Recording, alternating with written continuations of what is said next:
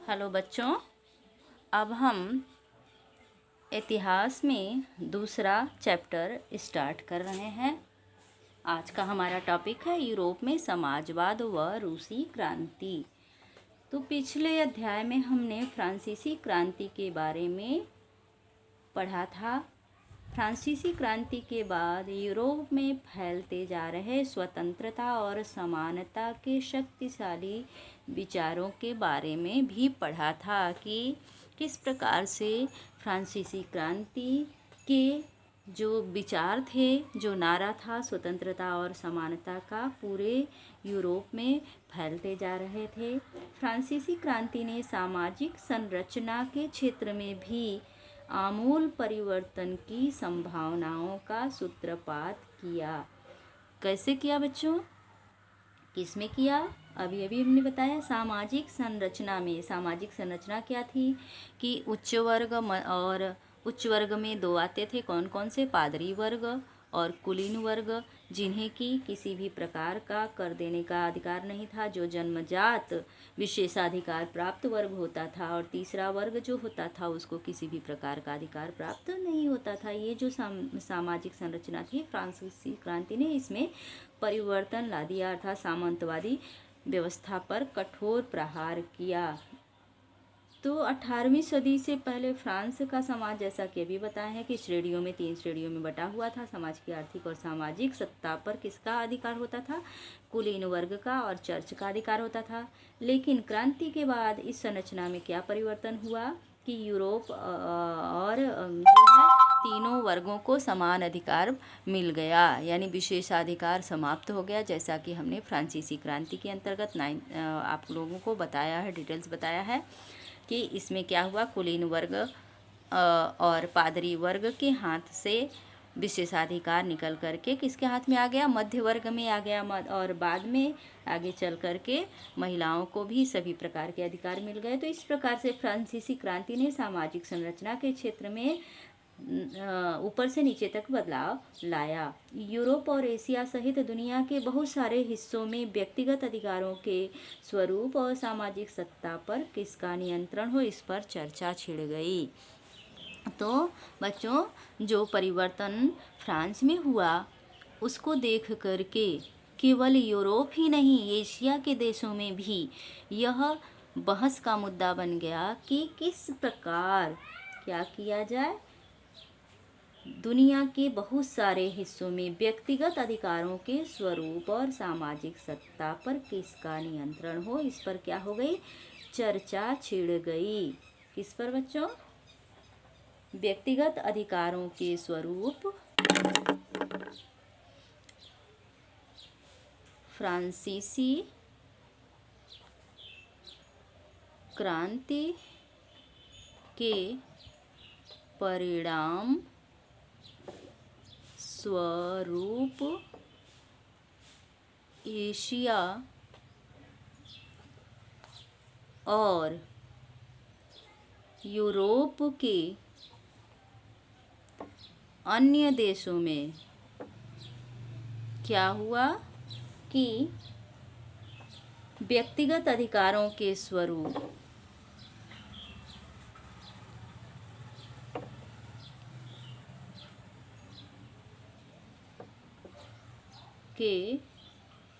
स्वरूप और सामाजिक सत्ता पर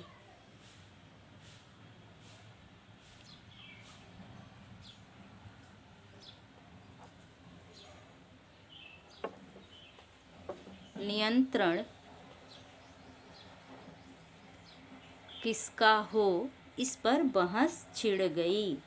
भारत में भी राजा राम मोहन राय डेरोजियो ने फ्रांसीसी क्रांति के महत्व का उल्लेख किया और भी बहुत सारे लोग क्रांति पश्चात यूरोप की स्थितियों के बारे में चल रही बहस में कूद पड़े। यानी कि हर जगह फ्रांसीसी क्रांति के परिणामों की चर्चा हो रही थी और सभी लोग अपने परिवेश में इसके अलग अलग मायनों में इसकी जो है बहसबाजी में इसकी कल्पना कर रहे थे कि क्या परिवर्तन होना चाहिए, अपने देश के परिदृश्य में उतारने की कोशिश की जा रही थी।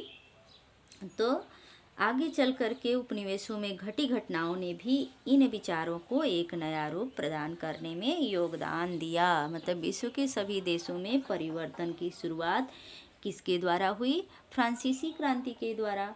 मगर यूरोप में भी सभी लोग पूरी तरह से आमूल समाज परिवर्तन के पक्ष में नहीं थे। मतलब ऊपर से नीचे तक जो परिवर्तन फ्रांसीसी क्रांति में हुआ, यूरोप के अन्य देश इस पक्ष में नहीं थे। इस सवाल पर सबकी अलग अलग राय थी। कुछ लोग बदलाव के लिए तैयार थे तो कुछ लोग बदलाव को धीरे धीरे होने देने के पक्ष में थे। और जो लोग धीरे धीरे बदलाव चाहते थे उनमें रूढ़िवादी थे। रूढ़िवादी का मतलब क्या होता है? परंपरागत विचार वाले, यानी पुरातन पंथी, यानी प्राचीन विचारों को जो चलते रहना चाहते हैं उन्हें रूढ़िवादी कहते हैं। और कुछ लोग क्या थे? उदार विचारधारा के थे, जो परिवर्तन के पक्ष में थे। और कुछ रेडिकल थे जो पूरी तरह से परिवर्तन के पक्ष में थे। उस समय के संदर्भ में इन शब्दों का क्या मतलब था? तो राजनीति की इन धाराओं में क्या फ़र्क थे और कौन कौन सी बातें थी जो समान थी, इन पर हम अब चर्चा करेंगे। तो इस अध्याय में हम 19वीं शताब्दी के कुछ महत्वपूर्ण राजनीतिक परंपराओं का अध्ययन करेंगे और उस संदर्भ में इन परंपराओं का क्या असर पड़ा, ये भी हम इस अध्याय में पढ़ेंगे। और कौन से विचार थे जो कि ऐतिहासिक घटना पर ध्यान केंद्रित करने में सफल हुए। समाज के रेडिकल पुनर्गठन का एक गंभीर प्रयास किया गया। रूस में हुई क्रांति के फलस्वरूप समाजवाद 20वीं सदी का स्वरूप तय करने वाले सबसे महत्वपूर्ण और शक्तिशाली विचारों का एक हिस्सा बन गया। और इसमें समाजवाद को लाने में किन किन विचारधाराओं का योगदान था, उस पर हम प्रकाश डाल रहे हैं। वैसे तो हम पिछले अध्याय में इसके विषय में बता चुके हैं। तो 3 विचारधाराएं प्रचलित थी, मुख्यतः कौन कौन सी थी? उदारवादी, रेडिकल और रूढ़िवादी।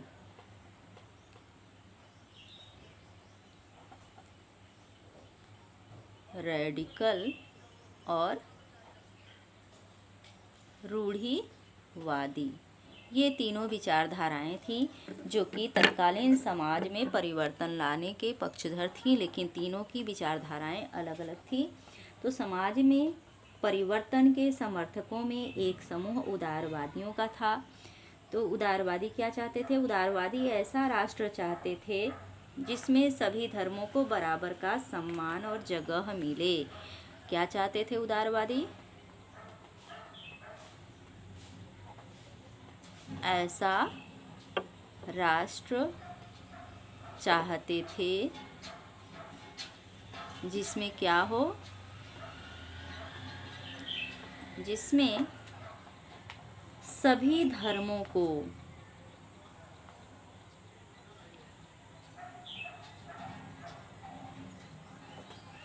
बराबर का सम्मान और जगह मिले।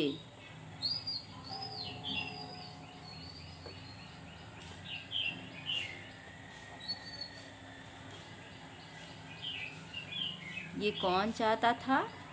उदारवादी चाहते थे।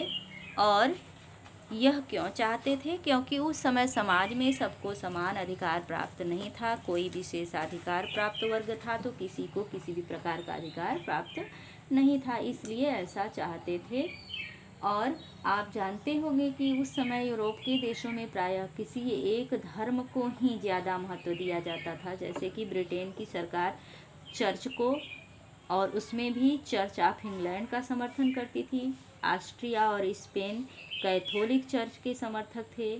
उदारवादी समूह वंश आधारित शासकों की अनियंत्रित सत्ता के भी विरोधी थे। क्या थे ये? वंश आधारित अनियंत्रित सत्ता के विरोधी थे। कौन था? उदारवादी। उदारवादी क्या चाहते थे? कि एक ऐसा राष्ट्र बने जिसमें सभी धर्मों को बराबर का सम्मान व जगह मिले और साथ ही वंश आधारित अनियंत्रित सत्ता का अंत हो। ये कौन चाहता था? उदारवादी चाहते थे। वे सरकार के समक्ष व्यक्ति मात्र के अधिकारों की रक्षा के पक्षधर थे। और किसके पक्षधर थे? व्यक्ति के अधिकारों के पक्षधर थे। तब इनका मानना था कि कोई भी जन्मजात अधिकार विशेषाधिकार प्राप्त वर्ग नहीं है, सबको समान अधिकार मिलना चाहिए। ये कौन चाहते थे? उदारवादी चाहते थे। और इनका मानना था कि किसी भी व्यक्ति के अधिकारों का हनन नहीं करना चाहिए। यह समूह प्रतिनिधित्व पर आधारित एक ऐसी निर्वाचन सरकार के पक्ष में था जो शासकों और अफसरों के प्रभाव से मुक्त हो, सुप्रशिक्षित न्यायपालिका द्वारा स्थापित किए गए कानून के अनुसार शासन का कार्य चलाए। यानी कि न्यायपालिका के स्थापना के पक्ष में थे।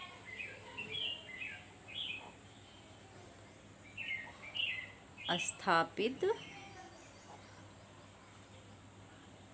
शासन क्या चाहते थे? कि न्यायपालिका द्वारा स्थापित शासन हो। तो ये न्यायपालिका की स्थापना के पक्ष में थे। पर यह समूह लोकतंत्रवादी नहीं था। क्या नहीं था? लोकतंत्रवादी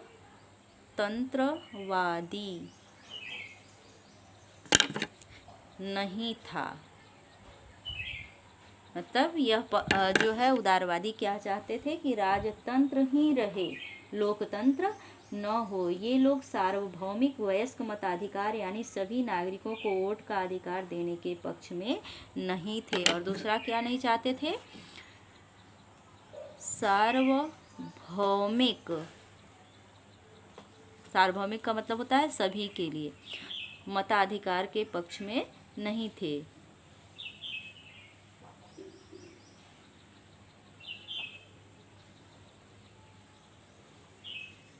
कौन? उदारवादी।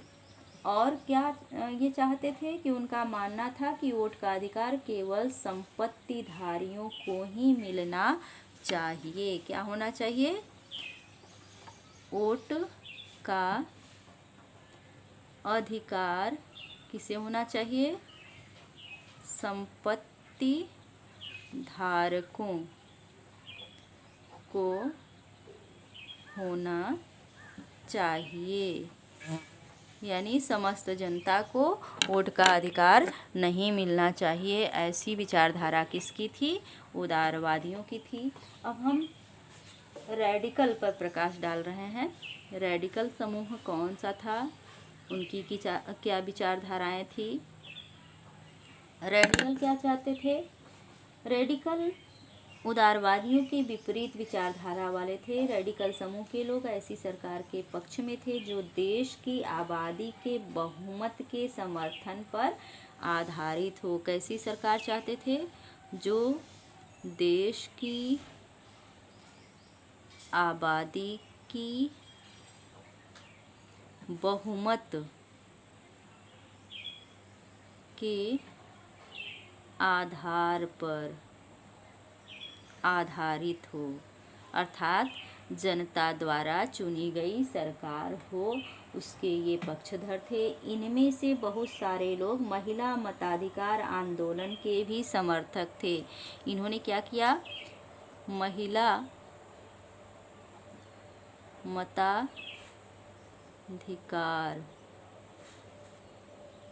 आंदोलन के समर्थक थे, क्योंकि उस समय फ्रांस में महिला मताधिकार आंदोलन चल रहा था। तो रेडिकल समूह क्या था? महिलाओं को मताधिकार प्रदान कराने के पक्ष में था। और उदारवादी जो थे इसके विपरीत थे और निजी संपत्ति के विरोधी नहीं थे। कौन नहीं था? उदारवादियों के विपरीत लोग बड़े जमींदारों और संपन्न उद्योगपतियों को प्राप्त किसी भी तरह के विशेषाधिकारों के खिलाफ थे। ये निजी संपत्ति के विरोधी नहीं थे, लेकिन इनका उदारवादियों से बिल्कुल विचारधारा भिन्न थी। ये क्या चाहते थे? कि केवल कुछ लोगों के पास संपत्ति के संकेंद्रण का विरोध चाहते थे। ये निजी संपत्ति के समर्थक थे, किंतु संपत्ति का कुछ हाथों में केंद्रीकरण का विरोधी थे।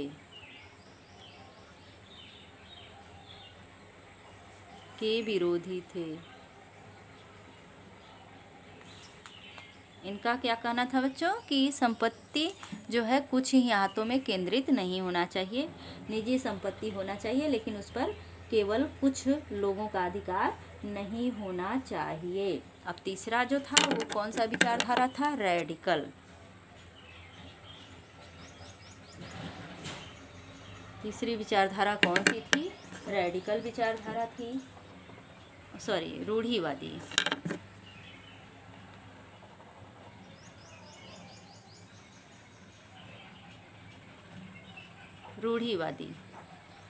रूढ़िवादी क्या चाहते थे? रेडिकल और उदारवादी दोनों के खिलाफ थे, मगर फ्रांसीसी क्रांति के बाद तो रूढ़िवादी भी बदलाव की ज़रूरत को स्वीकार करने लगे थे। और पुराने समय में 18वीं शताब्दी में रूढ़िवादी आमतौर पर परिवर्तन के विचारों के विरोध में रहा करते थे, लेकिन 19वीं सदी तक आते आते वे भी मानने लगे थे कि कुछ परिवर्तन आवश्यक हो गया है, परंतु वह चाहते थे कि अतीत का सम्मान किया जाए, अर्थात अतीत को पूरी तरह ठुकराया न जाए और बदलाव की प्रक्रिया धीमी हो। फ्रांसीसी क्रांति के बाद पैदा हुई राजनीतिक उथल-पुथल के दौरान सामाजिक परिवर्तन पर केंद्रित इन विविध विचारों के बीच काफ़ी टकराव हुए। 19वीं सदी में क्रांति और राष्ट्रीय कायांतर की विभिन्न कोशिशों ने इन राजनीतिक धाराओं की सीमाओं और संभावनाओं को स्पष्ट कर दिया। तो रूढ़िवादी कौन थे? रेडिकल और उदारवादी दोनों के खिलाफ थे। ये रेडिकल और उदारवादी दोनों विचारधाराओं के क्या थे? खिलाफ थे। परंतु क्या हुआ कि 18वीं शताब्दी तक ये खिलाफत करते रहे, कोई किसी भी प्रकार का परिवर्तन नहीं चाहते थे, लेकिन 19वीं सदी आते आते ये भी क्या हो गए? सदी में ये परिवर्तनवादी हो गए। तब जो रूढ़िवादी का मतलब क्या होता है? जो परंपरागत विचारधाराओं को अपनाते हुए आगे बढ़ता जाए उसे रूढ़िवादी कहते हैं। किंतु जब इन्होंने देखा कि समाज में इनका कोई महत्व नहीं है, क्योंकि रेडिकल और उदारवादी दोनों परिवर्तन चाहते हैं, तो इन्होंने भी अपनी विचारधारा को बदल दिया और परिवर्तनवादी हो गए। अब अगला टॉपिक हमारा है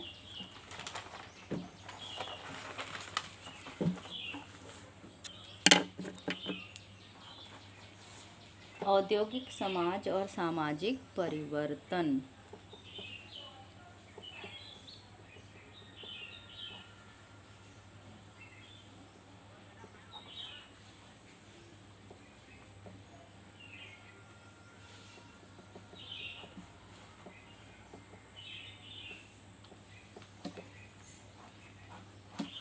क्या है? औद्योगिक समाज और सामाजिक परिवर्तन, ये हमारा अगला टॉपिक है। ये राजनीतिक रुझान एक नए युग का द्योतक था। यह दौर गहन सामाजिक एवं आर्थिक बदलाव का दौर था।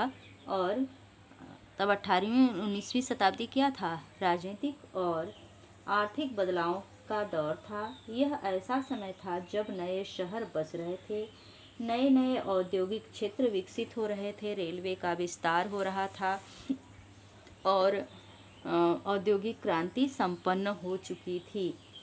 और औद्योगिकीकरण ने औरतों, आदमियों और बच्चों सबको कारखानों में ला दिया था। काम के घंटे तय कर दिए गए थे किंतु लंबी होती थी, मजदूरी कम होती थी, बेरोजगारी आम समस्या थी, औद्योगिक वस्तुओं की मांग में गिरावट आ रही थी। और बेरोजगारी क्या होता है, जब गिरावट आती है तो बेरोजगारी बढ़ जाती है। शहर तेजी से बसते और फैलते जा रहे थे, इसलिए आवास और साफ सफाई का भी मुश्किल होता जा रहा था। और उदारवादी रेडिकल दोनों ही इन समस्याओं का हल खोजने की कोशिश कर रहे थे। तो औद्योगिकीकरण से क्या हुआ कि बेरोजगारी में वृद्धि हुई,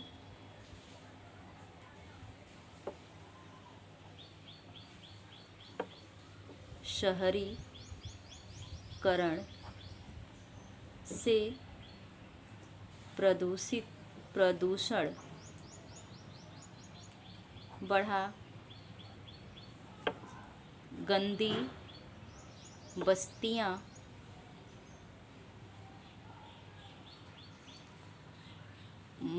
बढ़ी और गंदी बस्तियां बढ़ी और निर्मित हुई और साफ सफाई मुश्किल हो गया।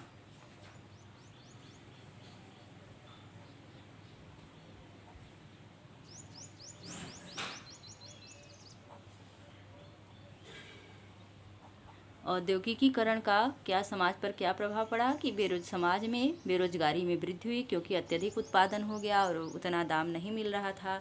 तो क्या हुआ कि आर्थिक क्षेत्र में मंदी आ गई, और मंदी के फलस्वरूप जैसा कि होता है, अभी भी होता है, मज़दूरों की छटनी कर दी जाती है। तो मज़दूर क्या हो जाते हैं, बेकार हो जाते हैं, बेरोजगार हो जाते हैं। तो इस प्रकार बेरोजगारी में वृद्धि हुई।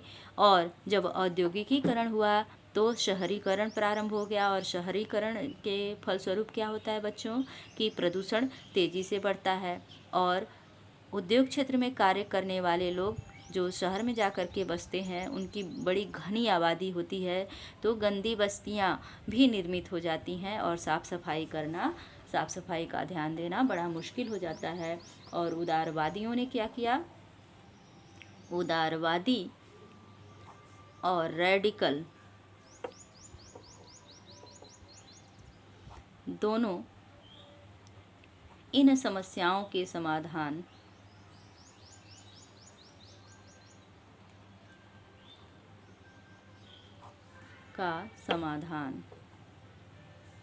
चाहते थे।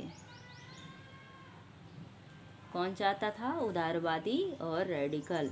लगभग सभी उद्योग व्यक्तिगत स्वामित्व में थे। और उद्योगों की स्थिति क्या थी, सभी उद्योग क्या थे, व्यक्तिगत स्वामित्व यानी अधिकार में थे। क्या चीज, उद्योग धंधे क्या थे, व्यक्तिगत स्वामित्व में होते थे, यानी व्यक्तिगत होते थे, सभी प्राइवेट कंपनियां थी। और बहुत सारे रेडिकल और उदारवादियों के पास भी संपत्ति थी, और उनके यहाँ बहुत सारे लोग नौकरी भी करते थे। उन्होंने व्यापार या औद्योगिक व्यवसायों के जरिए धन दौलत इकट्ठा भी कर लिया था, इसलिए वह चाहते थे कि इस तरह के प्रयासों को ज़्यादा से ज़्यादा बढ़ाया जाए।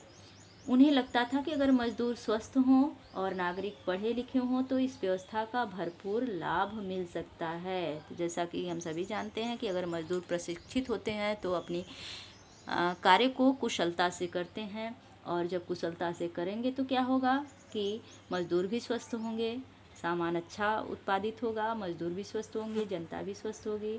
अगर पढ़े लिखे होंगे तो उसका भरपूर लाभ किसको मिलेगा, कंपनी वालों को मिलेगा, और इससे उसकी आय बढ़ेगी, जनता की आय बढ़ेगी, तो फिर देश की आय बढ़ेगी। तो एक स्वस्थ आर्थिक व्यवस्था के लिए क्या होना चाहिए, मजदूरों का पढ़ा लिखा एवं स्वस्थ होना चाहिए, जिससे कि देश को लाभ मिल सके। ये लोग जन्मजात मिलने वाले विशेषाधिकारों के विरुद्ध थे। कौन, जैसा कि हम बता चुके हैं, रेडिकल और उदारवादी। और व्यक्तिगत प्रयास, श्रम और उद्यमशीलता में इनका गहरा विश्वास था। इनकी मान्यता थी कि यदि हर एक व्यक्ति को व्यक्तिगत स्वतंत्रता दी जाए, गरीबों को रोजगार मिले और जिनके पास पूंजी है उन्हें बिना रोक टोक काम करने का मौका दिया जाए तो समाज तरक्की करेगा। क्या कि पूंजीपतियों को बिना रोक टोक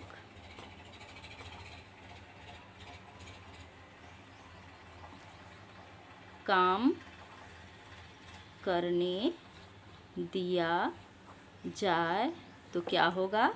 तरक्की होगी। किसकी किसकी? जनता की और देश की। कौन मानता था? उदारवादी और रेडिकल। ये दोनों जो विचारधाराएं थी वह मानती थी कि व्यक्तिगत धन संपत्ति जिनके पास है होना चाहिए, किंतु उस संपत्ति का उपयोग करने के लिए भी छूट मिलनी चाहिए।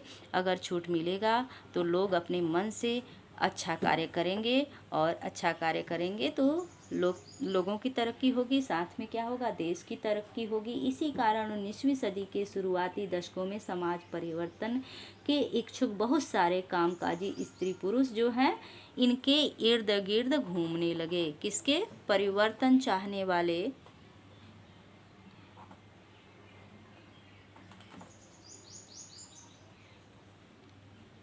स्त्री पुरुष क्या करने लगे?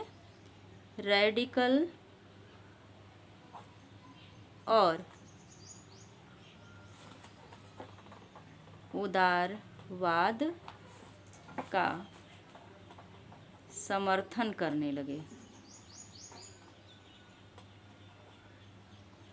इर्द गिर्द घूमने लगे मतलब इनका समर्थन करने लगे और इन पार्टियों के लिए गोलबंद हो गए, यानी कि इनके समर्थन में आवाज़ उठाने लगे।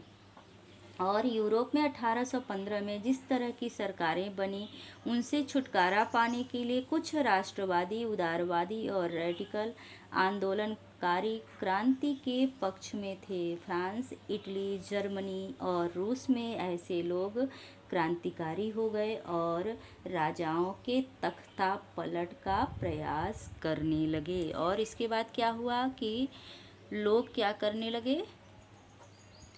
राजाओं के तख्ता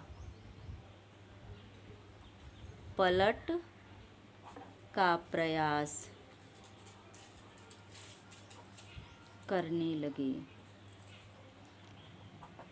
और राष्ट्रवादी कार्यकर्ता क्रांति के जरिए ऐसे राष्ट्रों की स्थापना करना चाहते थे जिसमें सभी नागरिकों को समान अधिकार प्राप्त हो। 1815 के बाद इटली के राष्ट्रवादी मेजनी ने यही लक्ष्य प्राप्त करने के लिए अपने समर्थकों के साथ मिलकर के राजा के खिलाफ साजिश रची थी। भारत सहित दुनिया भर के राष्ट्रवादी उसकी रचनाओं को पढ़ते थे। तो राष्ट्र राज्य के खिलाफ तब किसने सबसे पहले आवाज़ उठाई? मेजनी, जो कि कहाँ का था? इटली का था और वह लेखक था। उसकी रचनाओं को यूरोप में ही नहीं एशिया में भी पढ़ा जाता था, भारत में भी लोग उसकी रचनाओं को पढ़ते थे। और अगला टॉपिक हमारा क्या है? यूरोप में समाजवाद आना।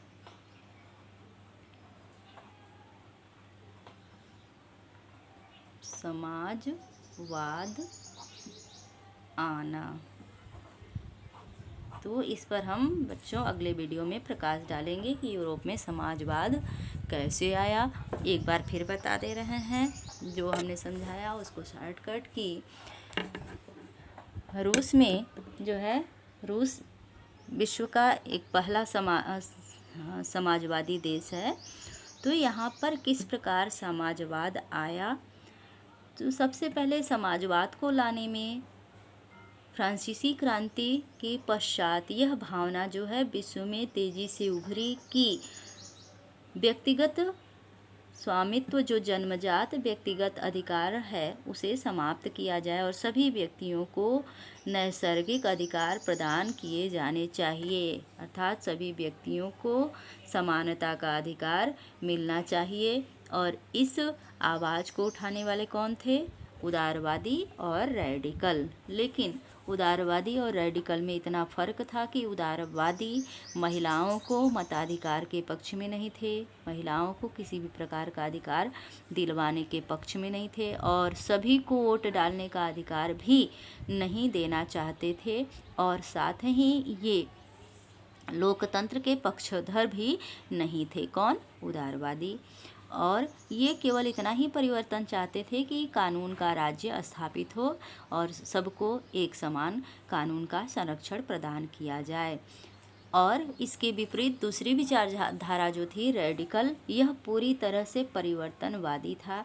यह महिलाओं के वोट डालने के अधिकार का भी पक्षधर था, साथ ही महिलाओं को भी हर क्षेत्र में समानता का अधिकार दिलाना चाहता था और यह लोकतांत्रिक विचारधारा का समर्थक था। तीसरी विचारधारा जो थी रूढ़िवादी, जैसा कि आप सभी जानते हैं कि रूढ़िवादी किसे कहते हैं? जो पुरातनपंथी विचारधारा का हो उसे रूढ़िवादी कहते हैं। जो प्राचीन काल से चली आ रही व्यवस्थाओं में जिनकी आस्था हो उसे रूढ़िवादी कहा जाता है। तो ये लोग क्या थे? राजतंत्र के समर्थक थे और ये लोग किसी भी प्रकार के परिवर्तन के समर्थक नहीं थे, तो इन्हें रूढ़िवादी कहा जाता है। तो ये तीनों विचारधाराएं जो थी वह फ्रांसीसी क्रांति से पूर्व भी थी और फ्रांसीसी क्रांति के पश्चात भी ये चलती रही। इन्हीं विचारधाराओं से प्रेरित होकर के फ्रांस में क्रांति भी हुई थी, उदारवादी और रेडिकल।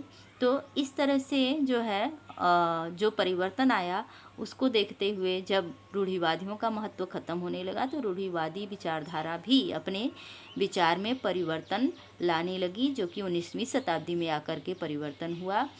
और लेकिन यूरोप की जनता ज़्यादातर उदारवादी और रेडिकल विचारधारा से जो है आकर्षित थी और उदारवादी और रेडिकल विचारधाराओं से प्रेरित होकर के यूरोप के विभिन्न देशों में तख्ता पलट का प्रयास किया गया, जिसमें कि पहला प्रयास जो है मेजनी द्वारा इटली में किया गया। मेजनी एक लेखक था, वह किताबें भी लिखता था। उसकी किताबों का दुनिया भर में स्वागत किया गया, लोगों ने बड़े चाव से पढ़ा। भारत में भी बड़े चाव से मेजनी की किताबें पढ़ी जाती थी और मेजनी के ही नेतृत्व में इटली का एकीकरण हुआ। तो बच्चों, यूरोप में समाजवाद आना अगले टॉपिक में हम अगले वीडियो में प्रकाश डालेंगे।